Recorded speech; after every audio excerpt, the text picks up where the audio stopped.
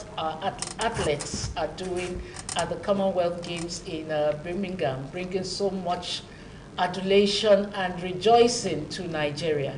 Banji, I hope you're in that celebration. Yes, so we'll have every cause to say, because yes, good news are coming out of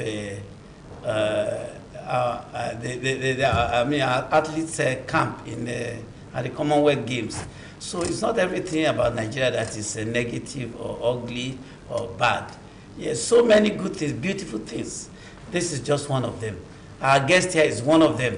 We celebrate them when we see them. My name is Banji Busari. It's nice to be here. All right, so back to talking about national issues, which is what we do on Summit. Last week, when the news broke that the federal government has given a gift of vehicles, luxury vehicles, to Niger Republic, also in the fight against insecurity, a lot of condemnations trailed that announcement from Nigerians. And so we'll be looking first at that issue this morning. And then secondly, we'll also be looking at the issue of the economy revitalization, and then examining the Oronsaye and the governor's recommendations towards stabilizing the economy in Nigeria.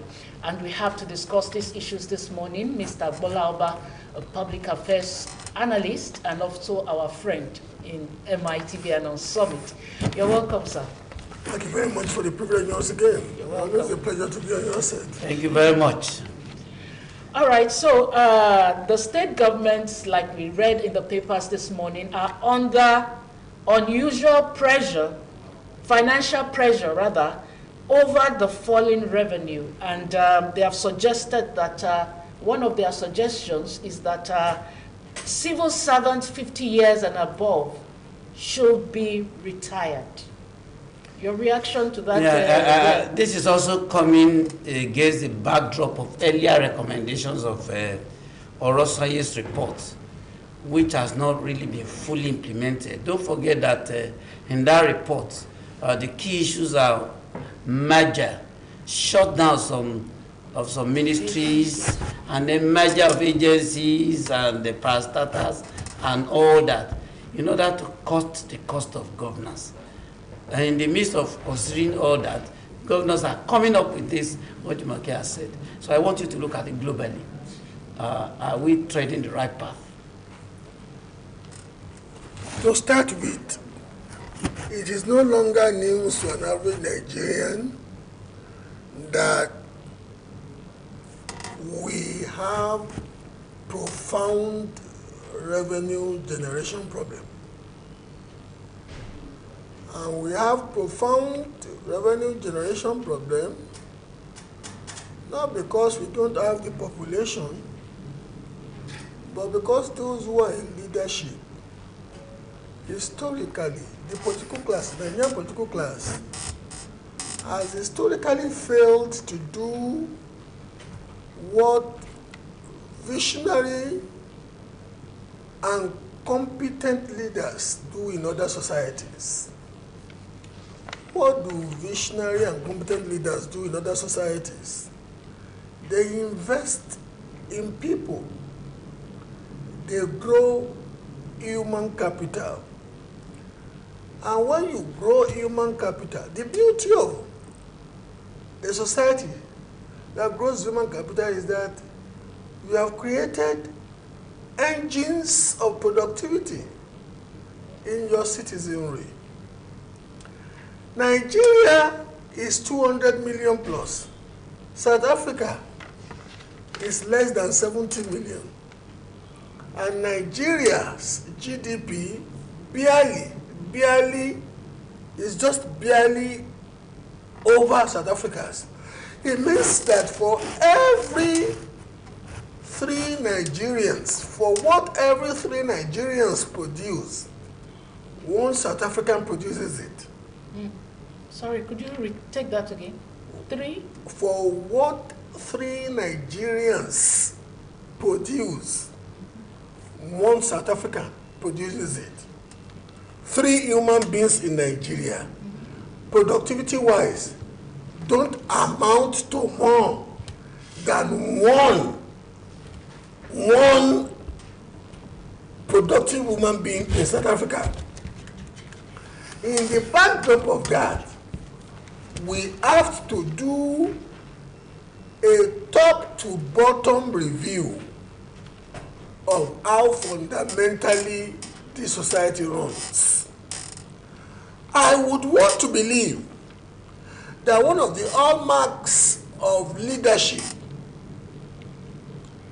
would be before, and we've seen it done before in Nigeria, a head of state who reasonably believed that Nigerians needed to cut their coat according to their cloth, once decided to jettison the use of Mercedes-Benz, and as a sitting head of state adopted the use of 504 produced in Kaduna in Pojo Automobile Nigeria, PAN in Kaduna. And once the head of state was using Pojo 504 as the official vehicle of the head of state, other officials of state were also emulating what the head of state, and they cut down dramatically on the cost of governance in the area of vehicular procurement. As I'm talking to you now, one would have expected the governors to first tell Mr. President, you are running a lousy, failing government, and you are running it at an unprecedentedly high cost of governance. So, Mr. President, can we suggest that the presidency, if President Biden invites you today to come and eat in the White House, he will pick the bill. Yeah. The President of the United States of America. What I'm telling you now, your viewers can fact check it as I'm saying it. Don't take my word for it. If the President of the United States of America invites you to come and dine with him, he picks the bill for the food. The only thing that he's not picking the bill for would be the remunerations of the domestic staffers who are already in U.S. government employ, who will prepare the food. But for the food, he will pick the bill to the condiments. Condiments. So, but in Nigeria, we do not only budget for the food that people wastefully claim to eat in Aso Rock. Indeed, every year, as a woman on this set, ma'am, do you buy cutlery every year? No. They budget for cutlery every year in Aso Rock to the tunes of tens of millions of naira. So they ought first to cut down on their own expenditure profile from the federal government to the governors. Now, they ought to exhibit a predisposition to asceticism, to self-denial. And that is when you can then say, demand sacrifices from the populace. If you don't do that, you will be in the mess that we are in now, because they have picked all the wrong strategies and stratagems to solve this problem. As we speak, people are feeling hard done by, and yet the Nigerian government, from state to federal, wants to increase the tax profile of Nigerians. They are not even only talking now about direct taxation, which they largely, and their friends and their family members largely don't pay. They now want to increase VAT. It means that to the level of the person who is so indigent that the person would even live on what is given to that person. If that person approaches where he or she is going to buy the food to eat, to kill hunger, they want to increase VAT from 7.5% to 20%. So we have people in government whose ideationing mechanism is so warped that all they think about is tax and spend, not creating the environment, not creating the enabling environment that will incentivize productivity. And once productivity is incentivized and revenue is well generated by the citizenry, it becomes easy, because it's called the principle of the rising tide. All craft in a body of water, be it barges, be it ships, be it canoe, once the tide rises, all craft will rise. But that is my own. But let's be very honest with ourselves. Looking straight into the camera now and talking to an average Nigerian, the truth is that it's going to get very tough before it gets well. Let me be practically honest with you. I'm not one of those analysts who will come here. I don't have political ambition. Because I don't have political ambition and I've seen enough societies that work, I know I have to at some point do what people who know how things work do, and that is call your team. Somebody was once elected amongst his peers as the Prime Minister of the United Kingdom when a major power was ravaging the continent of Europe, and he looked straight in Parliament and he said he came not promising them anything but blood, toil, and you know what? He managed them out of that crisis, Second World War, Winston Churchill. Let me be practically honest with an average Nigerian now. Even many of you are delusional that if you have some of your family members succeeding this Buhari in this failure of the government in Asoro, that things may be, look, that is delusional. This is the only country on the face of the earth, only country on the face of the earth that produces, major producer of petroleum, of crude oil, that imports all petroleum products that it uses. Apart from that, this is the only country on the face of the earth where the quantum of petroleum stolen in barges, in tankers, are more than the one that we sell to officially. We are not talking of your pen, not this pen, no, being stolen. We are not talking of my cap. We are not talking of my mobile phone being stolen. We are talking of a quantum of crude oil, practically stolen. Something is fundamentally wrong from the presidency to you and I, because such things don't go amiss. Where the value system of the people are upright and people function as normal human beings. Now, the report, let's start from the Rosa's report to the recent recommendations by the governors. Each of these recommendations has dire consequences. Now, this is an economy whose unemployment rate goes, I mean, it's getting to about 30%. Now, let's look at the Rosa's report asking or recommending merger, shutdown of some ministries, agencies, and parastatals. Now, the consequences, one, to start with, is that there will be job losses, huge job losses.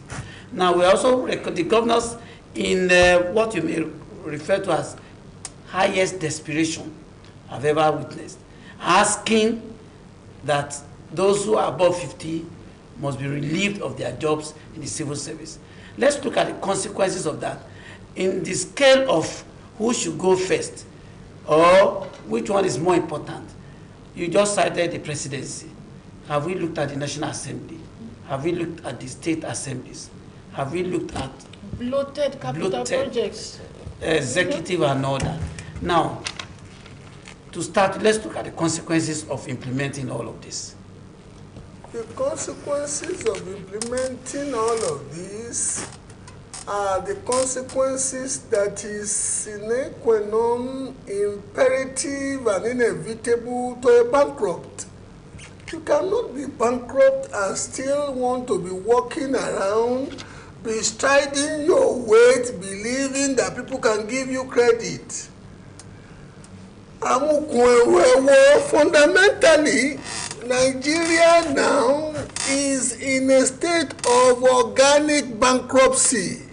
The total amount of money that you generate now is used to service debt, not pay the principal, service debt. So I'm sitting here now thinking it is inevitable that Nigeria has to cut its coat according to its cloth, not its size. If the cloth can barely cover our privies, just let's cover our privies. Why do you have a shenika? The idea of that your clothes can only show your privy and you want to pretend like you can sew babariga or agbada, you are delusional. But I fundamentally believe that the revolution or the value reorientation, the change must start from the public sector, especially the political class. Our political class live too flamboyantly.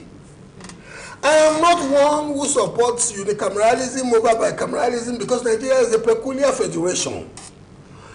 And the reason why I am not one who supports unicameralism over federalism, over bicameralism, that is two chambers of the, instead of the two chambers of the National Assembly, one chamber of the National Assembly, is because in a federation as peculiar as Nigeria, you need the second chamber to beat down the untoward phenomenon of majoritarianism that is inherent in unicameral chambers. You cannot afford to say because Lagos has 20 million voters, but is less than the size of, say, Oyo State or Ogun State. Lagos will produce more members of the House of Reps than Ogun State. So at the level of the House of Reps, Northern Nigeria would have more representatives than Southern Nigeria. And Northern Nigeria, as we speak, is the albatross that sucks the blood of this nation. They are not as creative, they are not as productive.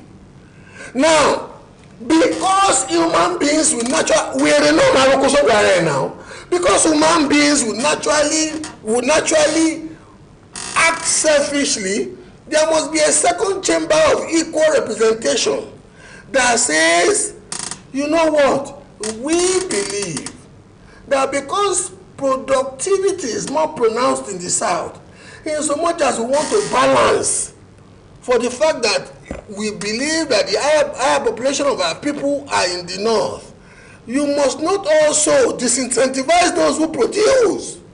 So instead of having 3 senators from every state, it's not a bad idea to have 2 senators. Or even one. Or even one. But the chamber must still be there. And let's be very honest with ourselves. How many of us watching this program this morning know the names of your National Assembly and House of Assembly legislators? They are just surplus to requisition, leeching, leeching on us. So I'm fundamentally predisposed to a awesome review of how the organs work. Why do we have to concentrate too much powers in Abuja and send too many persons to Abuja when Abuja is not productive and Abuja is the most profligate point of wastage in Nigeria? Why can't we revert to the 1960 to 1963 pre-Republican Constitution and 1963 to 66 Republican Constitution that was terminated on the night of 15th of January 1966, when the federating units were competing from the perspective of productivity. Awolowo started the first TV station across Africa even before France and Australia. And you know what? As backward as people used to say the North was, Sadano matched him. Awolowo went to Eastern Europe to go and created industrial estates between Ikeja and Badagry Aziz and you know what? Opera also went to go and bring in this in an Aba industrial estate and this, and you know what? Sadano was not going to be left behind. He also went and made sure, and the northern part of Nigeria, as a result of the natural endowment for cotton production, became the regional, sub-regional, even far more than Nigeria, the sub-regional center for textile production.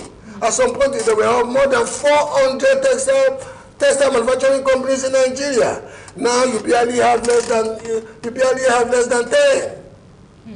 So I'm sitting here now that even the constitutional order we have now is so dystopic that it's tilting those who think they are fortunate to be in government, turning them to muje at the expense of being agents of productivity.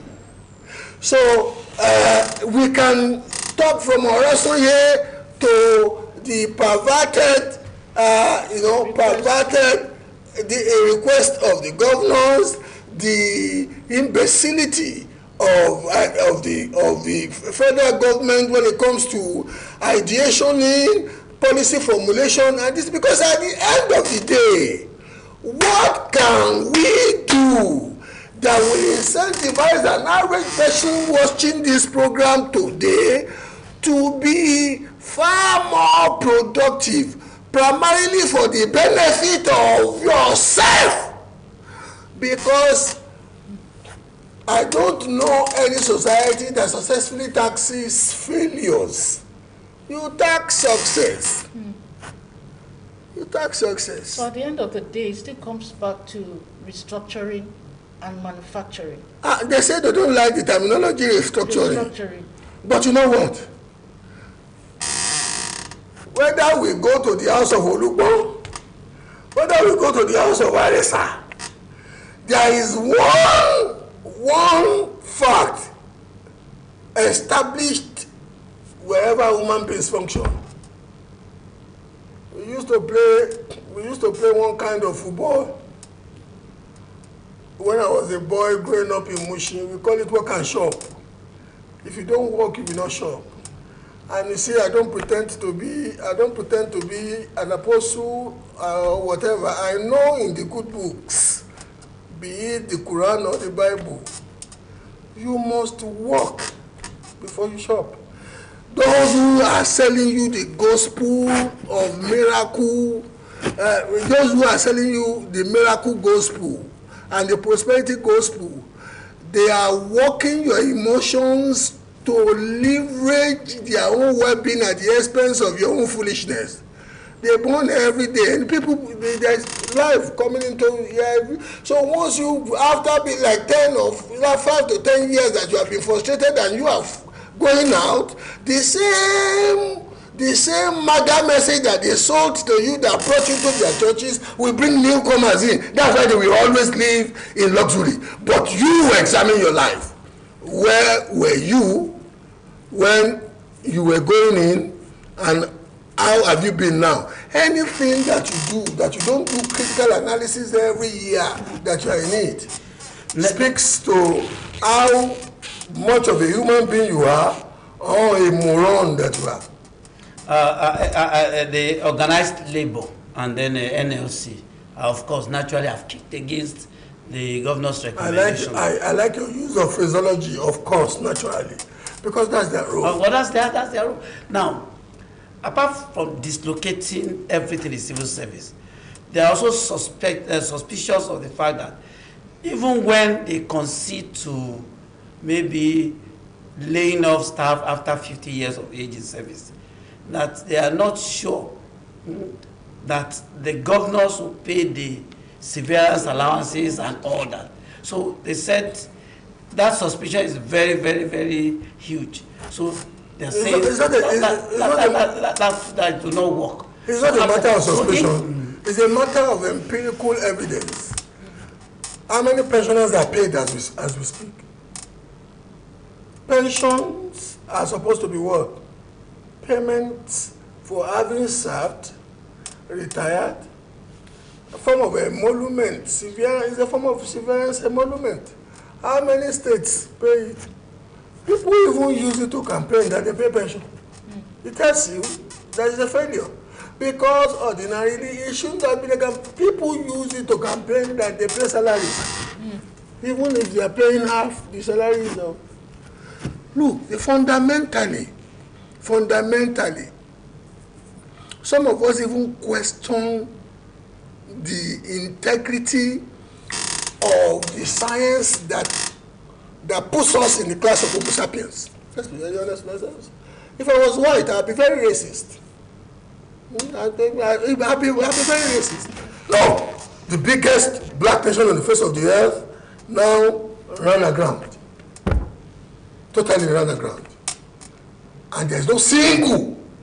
You can point to, you want to tell me Botswana, and I'll tell you the population of Botswana is not up to the population of mainland Lagos. You can want to point to Bahamas, and I'll tell you Bahamas, the population is not up to the whole Mushin local government where I was born and raised. But do you subscribe to the argument? Ironically, as we speak, a boy born in Osun, raised in Osun, is a sitting member of the U.S. government's cabinet as we speak. Number 2 person in the U.S. Treasury. Born in Osun by headmaster and this.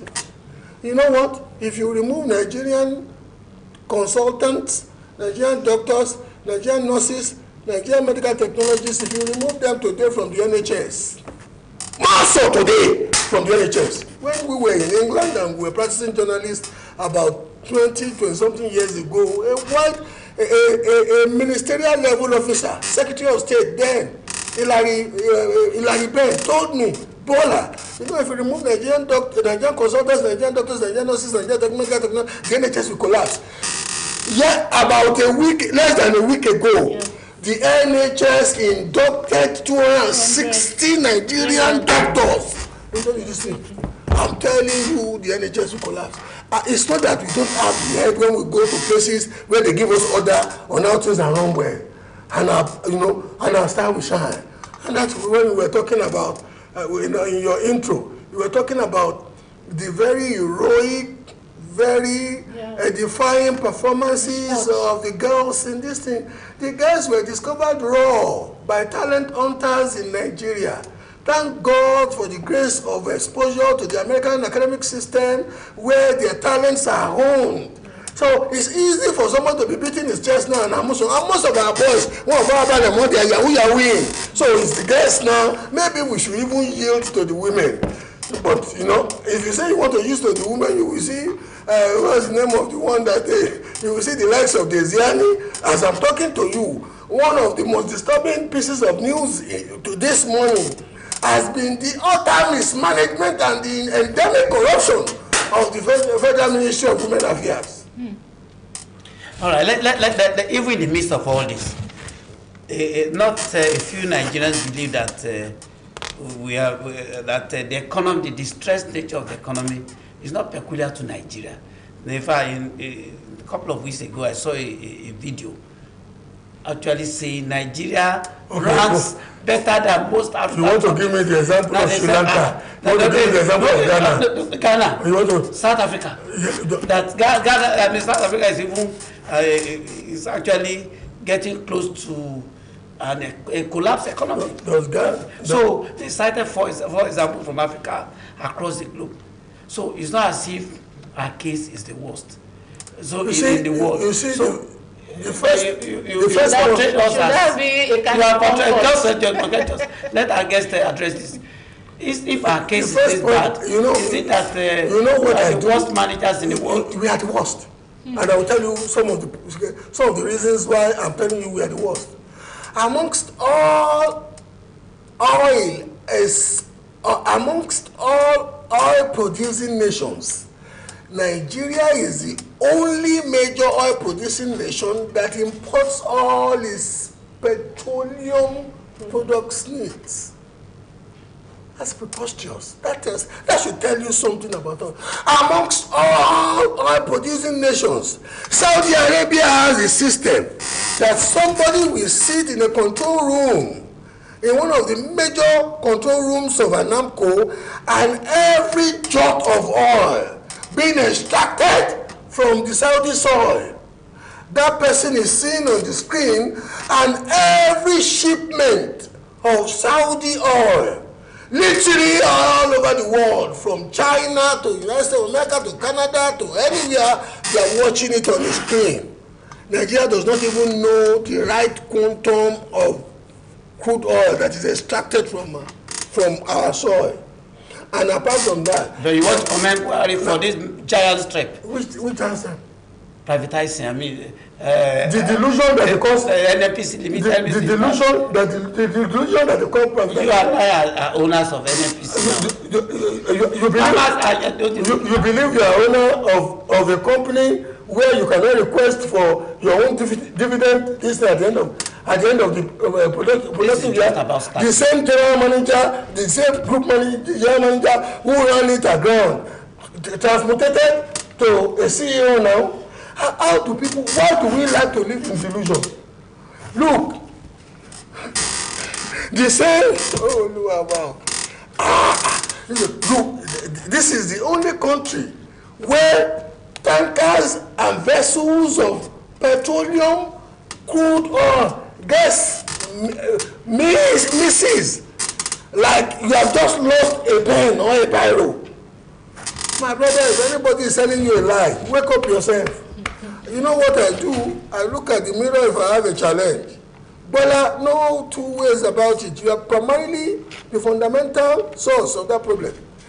If you need a workable and sustainable solution, you must start with you, Bola. Anybody who does not do that to himself will be a living failure. Which is what we don't do to ourselves as a government. So what do you recommend as we transit another? As a people, because it's a collection of people who define government. Right. Why would an average Nigerian at all costs would want to have his people in strategic offices, even when he's further entrenched in poverty as a result of their incompetence? Why would a president, a leader, say that, you know what, he has appointed these persons to strategic security positions because he can trust them and they are his people, and yet they have so defined incompetence that the seat of power where he is functioning is getting to a point now where even marauders, bandits and criminal elements are now boastfully saying that they would kidnap him and kidnap a governor. All right, so that will make us transit, that statement will make us transit to the next topic now, which is talking about the condemnation trailing federal government's car gift to Nigeria. But before we do that, let's just take a quick break, and then we'll be back to take up that discussion. Please stay with us.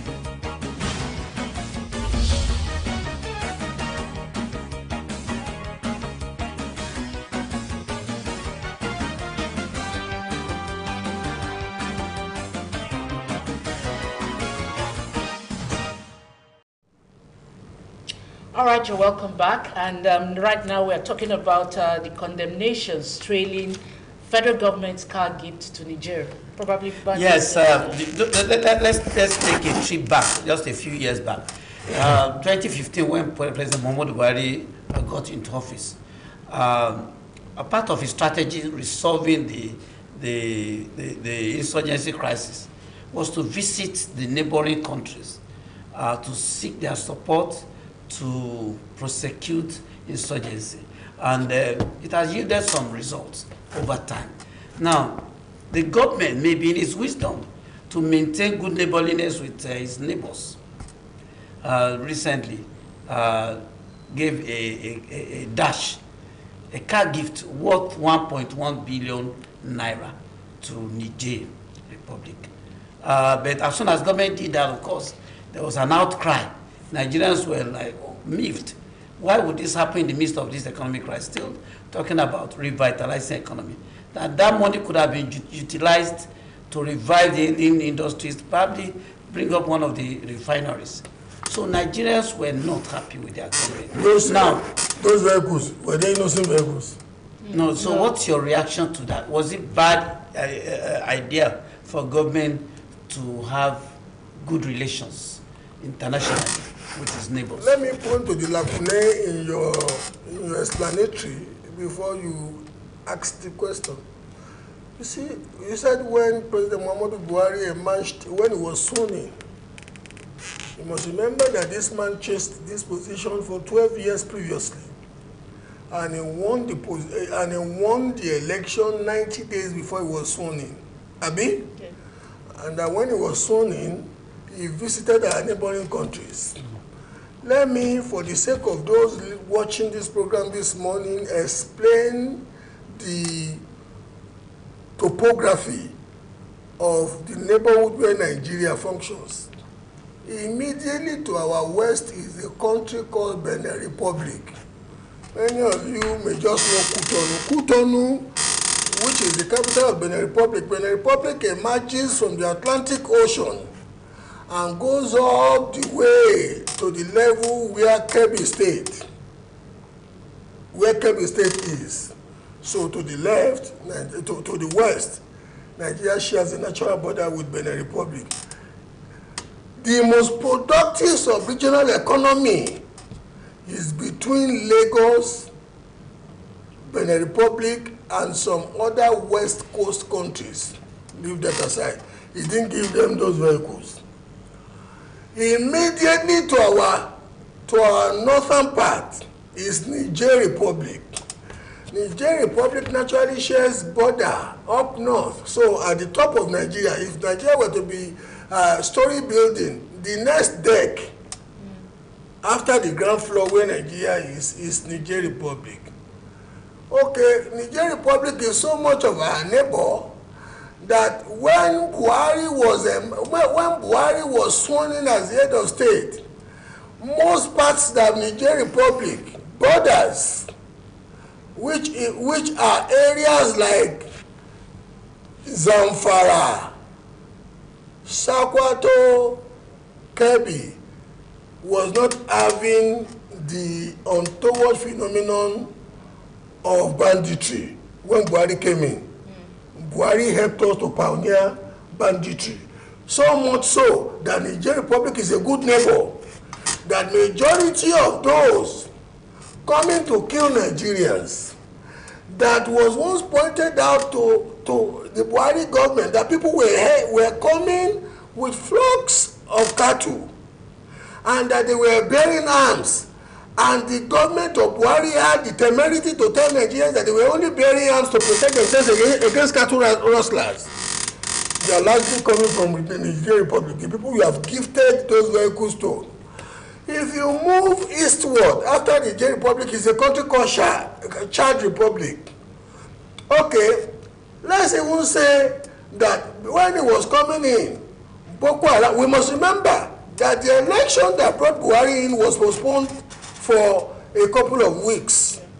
And it was because the government he defeated, of Goodluck Jonathan, said they got new platforms, and when those platforms were deployed, we could see the decimation of Boko Haram. And when they came in, those platforms, meaning equipment, military equipment, were further used to decimate them. As we speak now, the insurgency in Northeast has subsided, but Boko Haram is now unshaken with the bandits coming from Niger. So Chad and Cameroon to our east, where we were having security challenges before, and we've seen visible results. This president is not generous enough to give them vehicles. But you know the commonality between Niger Republic and Buhari is that a particular stock of people rule those two countries. And to be honest with you, any Nigerian who does not know that those stock of people first see themselves fundamentally from their ethnic background and don't really care about the whole of Nigeria. That country, Niger Republic, just gave some people the highest national award. Yeah. Recently, look at the kind of people they gave.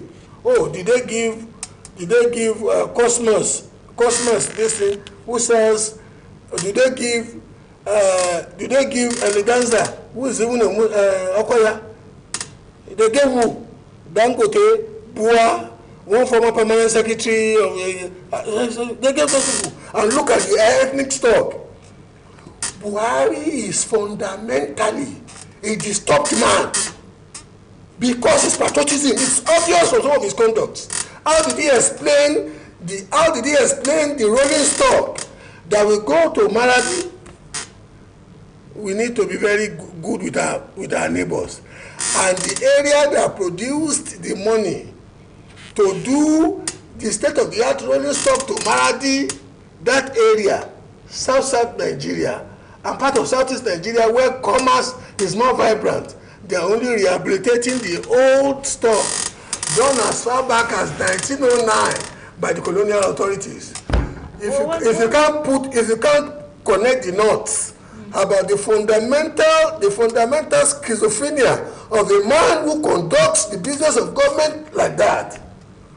One or two of the reasons people are uptight about this kind gesture in quotes to Niger Republic, issue of ASU still being on strike, issue of insecurity, spending these monies on things that, well, do not benefit our own economy.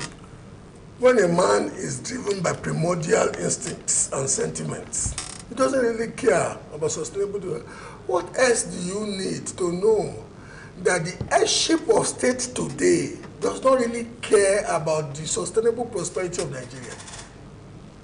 But, you know, if anybody who believes that he or she can see discernible streaks of a man who is passionate about the sustainable prosperity of this entity called Nigeria, incentivizing productivity and whatever, I would love to sit before that person and be lectured. The person I respect the most amongst all the spokespersons of the government today is the guy who goes around Ajuri or Bulani. The special advisor to the president on public affairs, the role that Okupe used to hold, because you know what, and it's ironic. I really sometimes sympathize and empathize with Garba Shehu and this. Nobody on the face of the earth, however gifted you may be with the gift of the gab, nobody can speak competently for incompetence. Go possible. You cannot explain Odo with the best. You cannot speak competently for incompetence. So I'm sitting here now thinking you posited before your question that it's because you believe that we should have good relationship with our neighbors, but I showed you how the same kindness is not replicated towards Benin Republic, where we don't even have much of criminal infiltration. How the same gesture is not accorded Chad Republic and Cameroon, where they have joined forces with us to help decimate. If not, I won't say God bless his soul because he was a despot. If not for the activities of the immediate past president of Chad, who was assassinated, that went for the jugular of Boko Haram, this government has done nothing so practically different from what Jonathan did in Boko Haram. But when Boko Haram made the mistake of going to kill Chadian soldiers, what did, as a general, what did the late whose son is what did he do? He was the one in front of the. You have a general acting like a comedian in a particular country, and you have a comedian in another country being faced with one of the most powerful nations on the face of the earth, acting power like some of the most celebrated generals in the history of warfare. Something is fundamentally wrong. But the big brother, there's this concept of big brother role. Big brother role to only one sibling in Africa. To only one sibling amongst a committee of siblings. You want to be big brother in your family, you are only good to one of. Out of many. And it does happen that one happens to look more like you, but given birth to by your mother. But you know what? The other siblings of your father, who claim the same name as you don't really care about them, but you want to give the impression that you are a generous big brother. About your family meeting, because they will humiliate you. So the issue now is, let's look at Nigerians actually condemning this act. Oh, Nigerians who are condemning this act are not very reasonable. They don't know how to think. No, is it because it is Niger Republic, or it could have been any other person? Because somebody decided to do state-of-the-art rail line. It went in the direction of Niger. Somebody decided Niger only has refining capacity, 20,000 barrels a day. And Nigeria, the 4 refineries in Nigeria cumulatively can do 450 barrels of refined petroleum products every day. But unfortunately, they've been left in comatose. And because many of those who keep the face in those refineries are mostly from a part of the country, he has left them. That is in itself wastage. Left them for producing nothing. About 60-something billion naira is spent on salaries and emoluments on the 4 refineries. But you know what? That person is making efforts to make sure that petroleum product is spiked from the south to Niger to 20,000 refining capacity. I'm happy you mentioned south. The current Minister of Transportation, that's Honorable, which current? The former now. The immediate past. Now, the immediate past now. The immediate past strongly justified the decision of the Federal Executive Council to embark on this project. This is somebody from the south. But you are heaping the entire blame on the because you are saying the buck stops on Amichi's table, Abi. Oh, the buck used to stop on Amichi's table. So are you saying the ministers are there just to do the bidding of the president? I'm saying. No, I'm asking. No. What are the ministers just there? What is your own? So the question. What is your own understanding of the Nigerian Constitution? Who takes the glory for successes? And if you know who could take the glory for successes as defined by the Nigerian Constitution, who should take the ignominy for failure? Ministers have been known to resign if they don't align or they don't agree with the policy decisions. How much he resigned? No, he resigned because of his political ambition. I'm talking about in the past. Who gave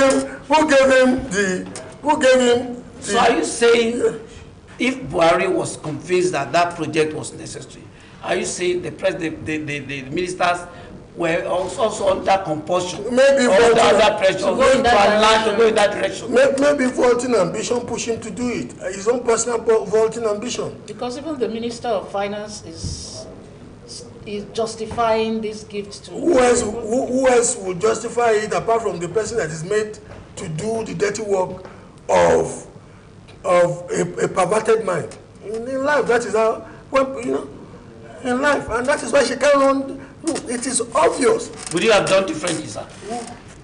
That is why I'm not even accepting government jobs, and I would rather function from the private sector to add value to society than this. If people who are desperate to take government jobs end up being yes people to perverted ideas. Remove the title of the Minister of Justice, the Minister of Finance from that girl's. What can she do? What does she do? Okonjo-Iweala walked away. She's today. Listen, what can she do? Let's be honest with ourselves. Let's get practical. Amechi, what is the political fortune of Amechi as we speak now? Having lost. What is this? Listen. What is Amechi worth as we speak politically now? So let's be very. We must tell ourselves the truth. I can explain how I function and live far better than Amechi can today, notwithstanding the fact that he was circumstantially made to resign. If he wants to challenge me, I'll be too glad to put my living expenses before Nigerians and how I generate them. Amechi should come and do the same to Nigeria. I'm not saying he's not living in opulence far more than I do, but what is the source of those ones? There are people who believe that Nigeria is not actually broke. Because if you look at the rate of our brokenness and this gesture to a neighboring country, people said Nigeria is not broke. Even people in government, some are swayed to the fact that Nigeria is not broke. You know why? You know why the Yorubas have an adage, and the adage is "Tie mi ba iwa." Tell our viewers. A living human being is a working center of productivity, properly incentivized. Even somebody who is much handicapped is one of the most productive scientists of the 20th century. Told the 21st century was a man who was suffering muscular dystrophy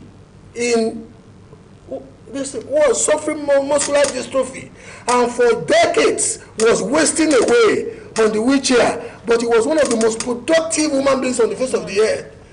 Physicist, because his head was working. There is nobody who should be broke.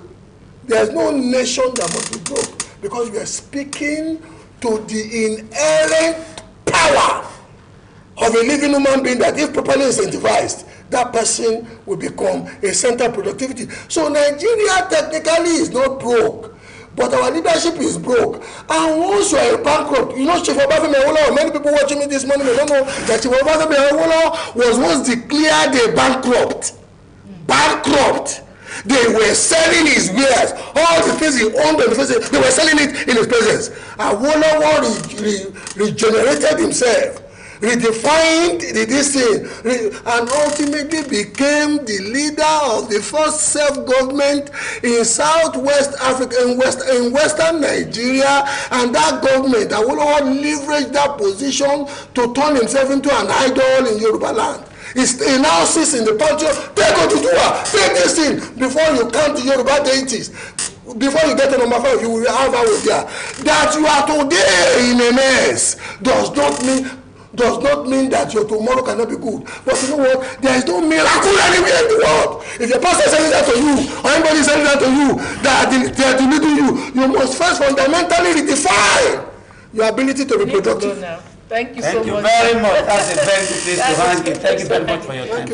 Always a pleasure to be on your My name is Banji Busari. See you again on Wednesday. And I'm Jumoke Michael. See you again on Wednesday. Bye-bye.